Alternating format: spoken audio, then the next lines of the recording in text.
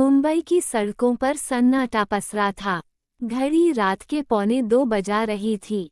आसमान काले बादलों से ढका था और हल्की हल्की बारिश हो रही थी।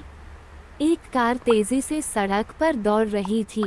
कार में बैठा था आदित्य मल्होत्रा, एक इन्वेस्टिगेटिव जर्नलिस्ट। उसके हाथों में एक पेन ड्राइव थी, ऐसी जानकारी से भरी हुई जो पूरे देश को हिला सकती थी। ये भ्रष्ट नेताओं और माफिया के काले कारनामों का पर्दाफाश कर सकती थी। लेकिन इसी जानकारी की वजह से वह अब खतरे में था। कुछ घंटे पहले ही उसके इन्फॉर्मर राघव की रहस्यमयी मौत हो गई थी। पुलिस इसे महज एक हादसा बता रही थी, लेकिन आदित्य जानता था कि यह हादसा नहीं, बल्कि एक सोची समझी साजिश थी। अचानक पीछे से 2 एसयूवी उसकी कार का पीछा करने लगीं। उनकी हेडलाइट्स अंधेरे को चीरती हुई आदित्य की कार पर पड़ रही थीं। उसे समझ आ गया कि अब जान का खतरा सामने खड़ा है। आदित्य ने स्पीड बढ़ाई। अब कार 120 किलोमीटर प्रति घंटा की रफ्तार से दौड़ रही थी। लेकिन पीछा करने वाले भी हार मानने को तैयार नहीं थे। तभी बैंग, एक जोरदार धमाका हुआ। उसकी कार का पिछला टायर फट चुका था। गाड़ी बेकाबू होकर एक सुनसान गली में घुसी और एक खंभे से टकराकर रुक गई।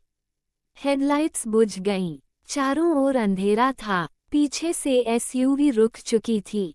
4 नकाबपोश लोग बाहर निकले और आदित्य की कार की ओर बढ़ने लगे। उनके हाथों में हथियार चमक रहे थे। आदित्य के हाथ कांप रहे थे, लेकिन उसका दिमाग तेजी से सोच रहा था। क्या यही उसका अंत था? क्या सच्चाई दुनिया के सामने आने से पहले ही खत्म हो जाएगी? तभी उसे अपने पिता की आवाज याद आई। डर के आगे जीत है, बेटा। अगर तू पीछे हटा, तो सच हमेशा के लिए दफन हो जाएगा। उसे अब डर नहीं लग रहा था। वह जानता था कि अगर उसे मरना भी पड़ा, तो वह लड़ते हुए मरेगा। उसने जेब से पेपर स्प्रे निकाला। जैसे ही पहला नकाबपोश नजदीक आया, उसने उसकी आंखों में स्प्रे कर दिया। नकाबपोश दर्द से चीख उठा। इसी मौके का फायदा उठाकर आदित्य झटके से उसके हाथ से बंदूक छीनता है और हवा में एक फायर कर देता है। बाकी नकाबपोश घबरा जाते हैं। वे सोच भी नहीं सकते थे कि एक पत्रकार ऐसा जवाब देगा। आदित्य इस मौके का फायदा उठाकर एक सनकरी गली में भागता है और अंधेरे में गुम हो जाता है। सुबह हो चुकी थी। मुंबई की सड़कों पर चहल पहल लौट आई थी। समाचार चैनलों पर एक ही खबर थी।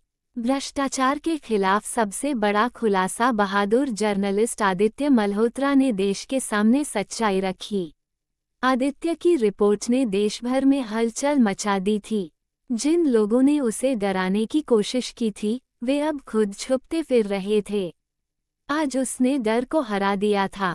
आज साबित हो गया था कि अगर इंसान डर के आगे झुके बिना आगे बढ़े, तो जीत उसकी ही होती है।